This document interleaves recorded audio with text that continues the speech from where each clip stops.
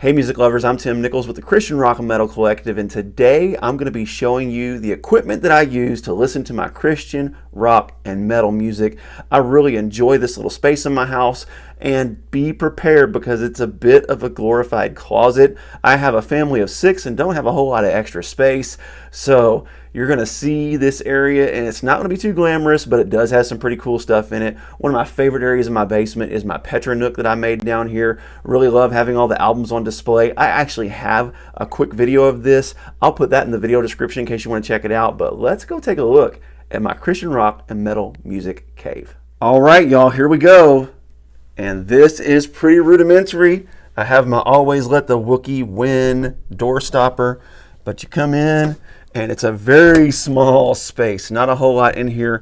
This piggy bank I've actually had since I was like 4 years old, and this thing is pretty rare actually. But down here is my Petra CDs. And you can see I've got a bunch of them. I've got a lot of variants and duplicates. I am a huge fan of Petra. Really love their music. Also, this chair is pretty cool because I had this chair ever since I was a child too. It's an old church chair that's just been converted, and you know, I've got a bunch of stuff hanging on. This is my original baby blanket, like when I was first born. So this thing is like 51 years old, right along with me at minimum. So now I have an original Atari 2600. This is a 6 switch, but it's the light switcher. It's not the heavy switcher. Also got a Douay-Rheims Bible here. I'm not Catholic, but I do enjoy reading from the Latin.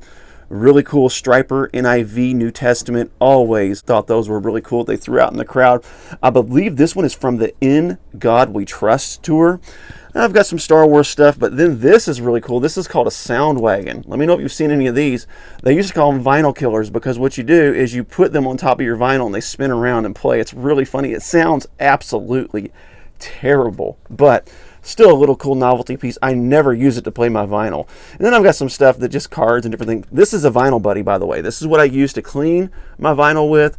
It's really cool because it has a sticky, almost like, you know, those little sticky hands that you throw up and they stick to the ceiling. It almost has that kind of a feel to it. And that's all you do is you wash it and boom, use it over and over again. It never goes bad.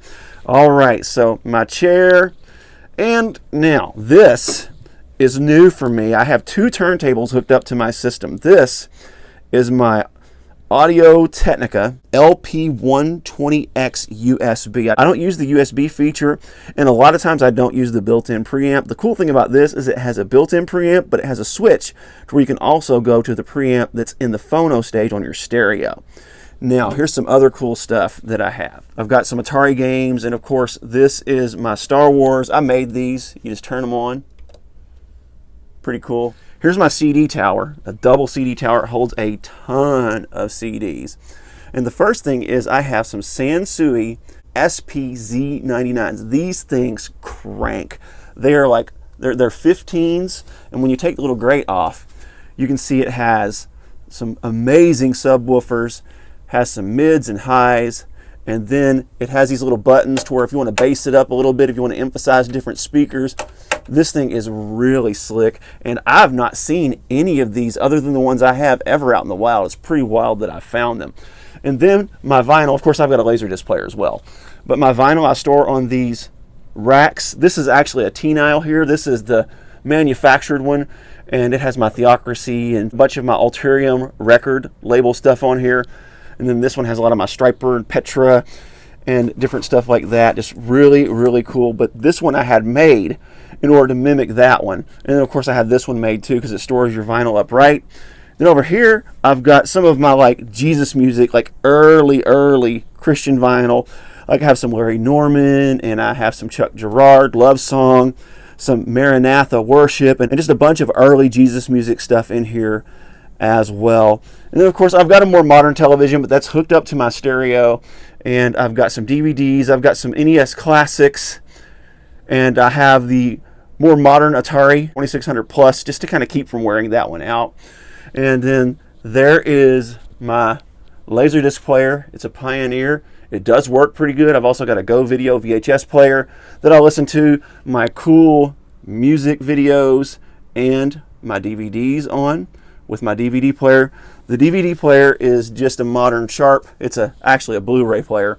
But now to the gear that I use. This was manufactured in 1981, and this is a linear tracking system. It's really cool. The tone arm is up there in the top, and it glides back and forth on a track with a belt. I had to oil this thing recently because it was getting stuck, and that did the trick. But this is a Technics SL-QL15. And these things are hard to find. This was actually a European issue.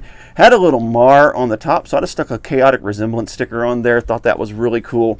But you can advance the needle back and forth just by holding this down. It works much like a CD player. You can even cue it to certain songs. It's really cool. It won't work unless it recognizes vinyl on there, because it has that sensor, but this is really cool. And then I have an Onkyo. Now this one is a 6-disc Onkyo. I use this one. It's the DXC340. I use this one whenever I'm just wanting to jam out and I want it to be easy and I want it to be like a jukebox. Just set a bunch of CDs in. As a matter of fact, I'll show you what's in it right now. This is what I jam in this. I currently have in tray 1. I have Pillar Fireproof. And then as we advance, let's go ahead and advance it. There's some Ulterium samplers that I really like, and then we have Stryper's Second Coming, which is a really good one. Millennial Rain, Carry the Fire. That album's growing on me. I didn't like that lead singer at first, but it's growing on me. Chaotic Resemblance, Nazarites, really absolutely love that CD. And then moving down into my receiver, this one is really, really special. This is a Marantz SR9000G. This is actually one of the first ever Marantz that had the digital tuner. It's programmable, so you can memorize stations. This was made somewhere between 1978 and 1980, so this is a super early model. And then now down here we have a Philips CD202. Now technically this is a first generation CD player, and it's actually a top loader. Check that out, really cool. But the reason it's technically a first generation CD player, it was made in 1983, or at least it's a first generation Philips CD player.